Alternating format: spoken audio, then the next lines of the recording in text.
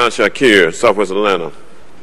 I really can't stand here and speak out or say anything without speaking of the violence that has taken place with machine gun fire. There's too much disrespect. There's too much no consideration for the mental health and the needs that communities have. And then we do this all over the world. The same machines and equipment and tools that bomb and strike and kill and strike down lives and break up families are being used on the streets of America. My name is Che Johnson Long. I am the organizing director of the Solutions Not Punishment Collaborative. But y'all on our street now, and by they been on our street, I'm seeing how they did the Mexicans the same way they did us back in this time of me reading this book. It's not a gateway drug. I can stand before you today and say that I smoke marijuana, and I'm not going to stop because it has saved my life. You say that marijuana is a gateway drug. I've been smoking since I was 16. And I'm 49. I've never done crack. I've never done crystal meth. I've never done ecstasy, heroin, all the other things that does send you over the edge with marijuana. I've never done those things. I know people throughout my life that has never done that, but yet smoke marijuana. But to go to jail for an ounce or less and have a felony put on you for the rest of your life is ridiculous. You can't get a job, you can't work anywhere, you can't get food stamps, you cut off from all kind of aid that can help sustain your life when you slap with a felony. And I think it's cruel to keep doing that in this day and time. When times are changing, the world is changing, people are changing and seeing things differently than before. Marijuana was criminalized to keep black and brown people down. We know this for a fact. It's been done for God knows how long, for decades now.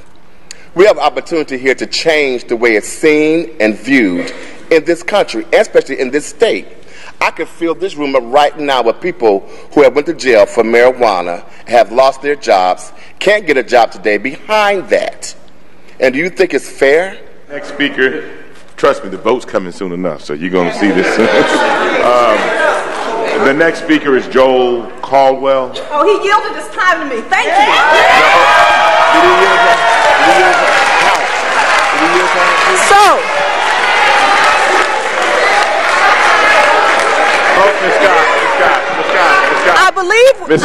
I believe we were on Michael Julian Bond. Are you with us? Ms. Scott. My name is Sharon Ravert. I'm the founding director of Peachtree NORML, the National Organization to Reform Marijuana Laws. I also work with a lot of addicts. I work with Moms United to end the war on drugs. I'm here representing over 12,000 members in Georgia. This vote would potentially allow Atlanta to set the precedent 1 week prior to the world's largest international reform conference. I support, and all of our members support, the actions that you may take today. You don't have to be pro-cannabis to be anti-prohibition. Prohibition is ripping apart families. It is ripping apart the fabric of our society. Mr. Gregory. Hello, my name is Aaron Gregory. I'm a business owner from Athens, Georgia. I came here to speak on behalf of everyone in Athens that couldn't make it. I've talked to thousands of people in Athens, hundreds of people in Atlanta. I've gone to business and talked to everyone. I found no one that thinks that this should be a jailable offense. I think it's unconstitutional, it's unethical, and it's immoral to deny citizens access to culturally relevant plants that mankind has been using for hundreds of thousands of years. And as far as the people on the list that were here to vote no, Martin, Winslow, Julian, Lance Bottoms. Sorry if I got this wrong. I want to thank you, Kwanzaa Hall. I was over there the other day. That was great. As far as the gateway drug myth, this has been proven to be a gateway out of alcoholism. It's been a gateway out of opioid addiction. These are real things. Now, this is packed. All these people right here, they came here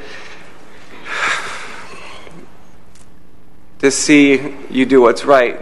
We don't see everybody come back with a yes vote. Now, I see those TV cameras up there. That's millions of people There's millions of us, and they're all here watching you guys right now to see that you're going to do the right thing. And as far as the woman earlier that was asking the gentleman, why hadn't he done nothing? Please, let you be the one that shows the leadership to do this the first time so that we can have, in Athens, we can be free. We want to stand up for that flag. We want the liberty we were promised. I'm sorry. No, you're good. Thank you, Mr. Gregory. Amen to that. However, you come to my house, what you see all the time? Young brothers. So I'm teaching all these young brothers how to vote. And you notice the game problem that went down. We got these boys taking these flags off. So I'm letting all y'all people know, I know you gone, Keisha, you listen to me. If y'all don't want to listen to us, we're just going to get y'all out of office. That's the way to do it. Y'all putting people out their homes, let's put y'all out of office. Let's do that. Rest in peace, DeAndre. I love his family. I know all of them. Yeah, I'm talking to you, bro. Y'all take them tight suits off and y'all come to the hood, man. Dress like people. Dress like y'all care about the people, man. What's wrong with y'all? Y'all forgot where y'all come from? This little lady right here comes to the hood to see us, man. Come in the hood when it's time to vote. And I'm going to let you know, the street room is everywhere, man. So I'm going to let you know we're going to teach them how to vote. And we're going to help get that right because APD wants to sit at home and give out drugs.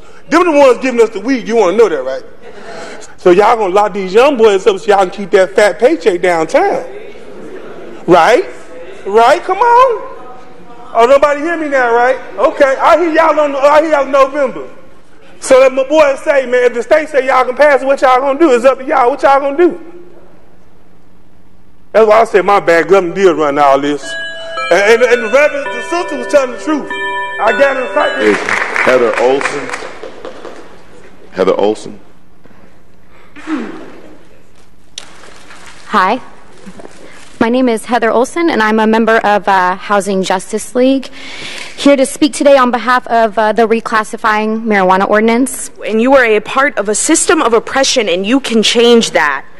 My boyfriend, a black man, got a second chance in New York City because of not being incarcerated while found with possession. But now in Atlanta, I'm frightened every time he is in a car or walking down the damn street. Thank you very much. Next speaker is... Are you ready to go right now? I am, if it's okay with you, Mr. President. Yes, Ms. Washington. I really, really hope that you all will pass this legislation. Fiscally, it makes sense. We should not be using our police power to put people in jail, to process them, handcuff them, put them through the system, when our police could be dedicating themselves to real crime in this city. Right? Our police are understaffed and underpaid. We need them for the work of dealing with crime that actually affects our communities. We don't need to fill the pipeline of folks who are going to be able to provide cheap and free labor through our prisons.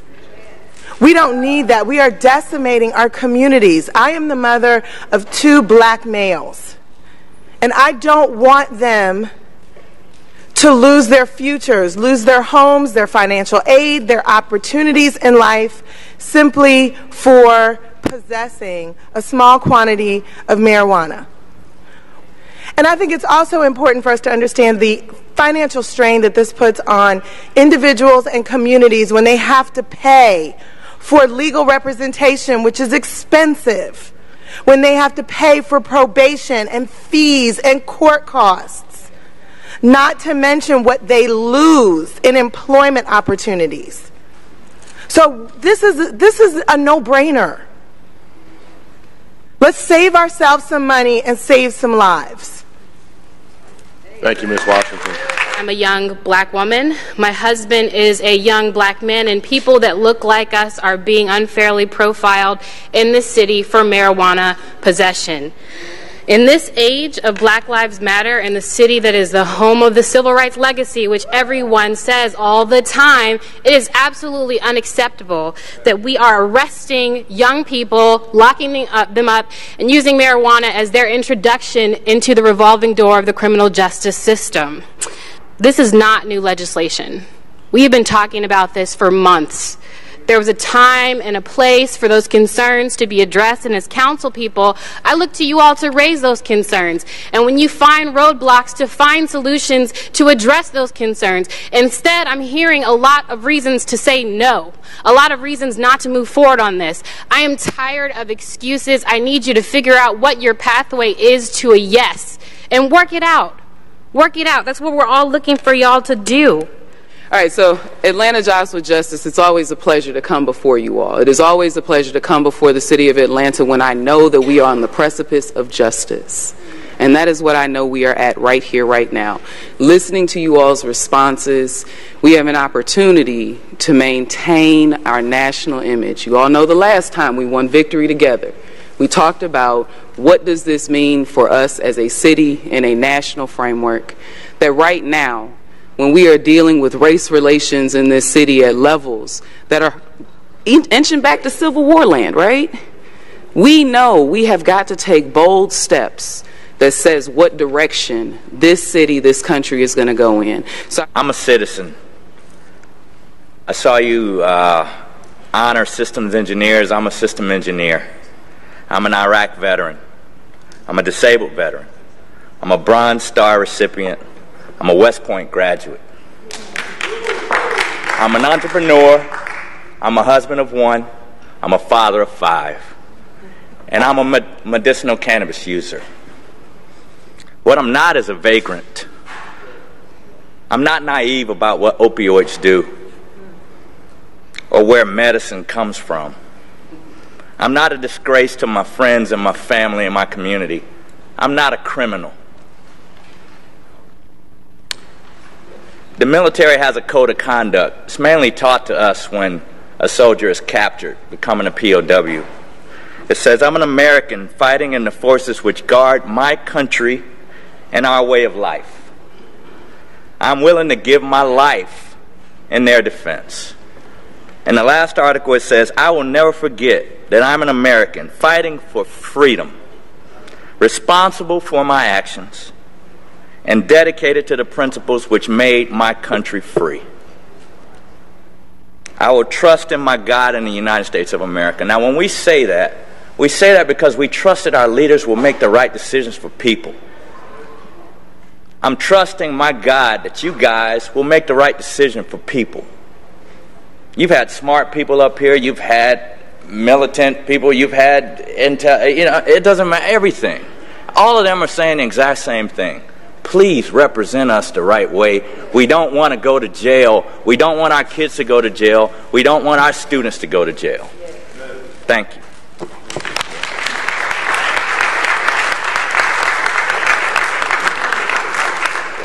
Thank you, Mr. Henry, and thank you for your service to our country.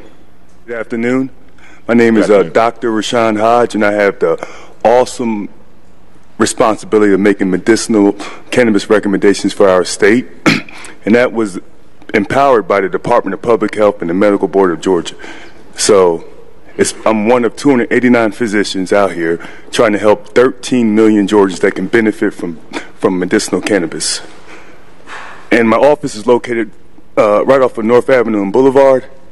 And so what I'm trying to say is, until there's access, until this constitutional amendment happens in 2018, where we can actually cultivate medicinal cannabis and it's regulated and is indeed true medicine, people have the right to self-medicate. You know, they can't get the oil. So these people should not be in jail, shouldn't be arrested. They're just basically self-medicating. And as a physician that's been practicing my whole adult life, we all know the effects of alcohol and tobacco. We all know the deaths. We all know how this dismantles families.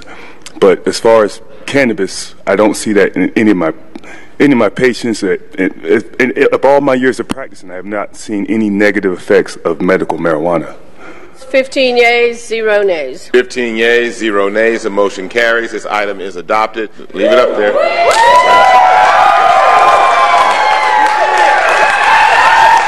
I thank you for supporting this portion of the paper, because we now have to go to step 2 and make sure that we work to educate the public to the extent that we can.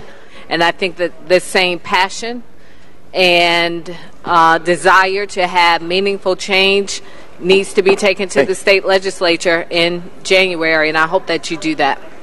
And we appreciate it. We know it's been a hard day on all of us, but it's really been a hard day on folks that have been in trouble for a long time. So we really, really appreciate all that you've done, and have a good week. All right, yes, thank you for your continued support. All right, thank you for your advocacy. Okay. All right, we're adjourned.